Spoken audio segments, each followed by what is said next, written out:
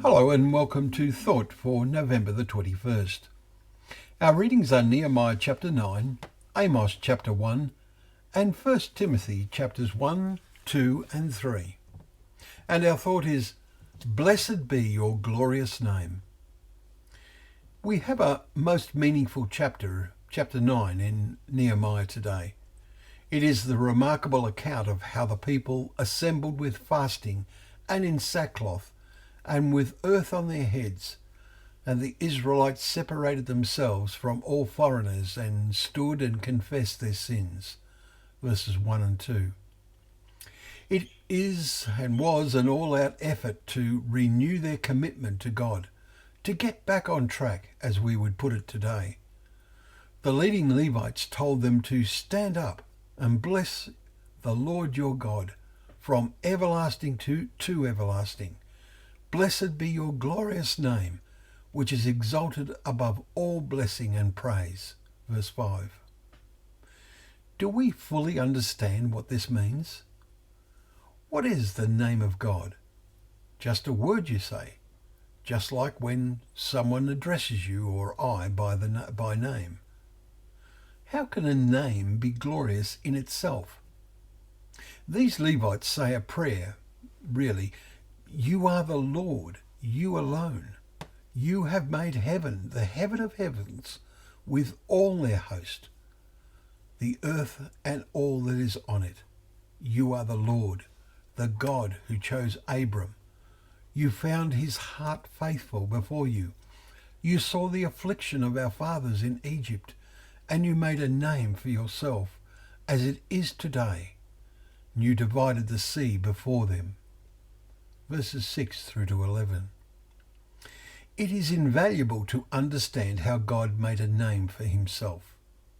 In Exodus chapter 3, it is the account of the encounter of Moses with God at the burning bush, and his being told to go to the people and bring them out of Egypt.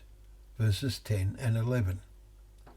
Take special note of how Moses responds. If I come to the people of Israel and say to them, the God of your fathers has sent me to you, and they ask, what is his name? What shall I say to them? Verse 13. We may be familiar with God's answer, but we also need to think and ask ourselves, why would Moses expect the people to ask, what is our God's name? It would be asked, Moses knew, in the sense of wanting to know his particular reputation. The people would be familiar with all the different reputations of the various Egyptian gods. The essential meaning of the answer God gave Moses at the bush was that he was going to make a reputation for himself in what was about to happen.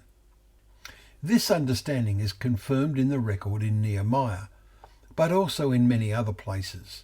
See, for instance, Isaiah chapter 63, verses 12 to 14, Jeremiah chapter 32, verse 20, and Daniel chapter 9, verse 15. The challenging extension to our thoughts is how the meaning of God's name changes in the New Testament. For now God has become a father. What did Jesus tell his disciples? See John chapter 17, verses 6 to 26. How is the prayer of Jesus working out in the lives of you and I? I made known to them your name, and I will continue to make it known, that the love with which you have loved me may be in them, and I in them. Think through these words. They lead to the deepest meditation. Jesus took on his Father's name and represented that name to all who would come to him. Well, thank you once again for joining us for Thought for the Day, where together we can open up the pages of God's Word, remembering that that Word is a lamp to our feet and a light to our path.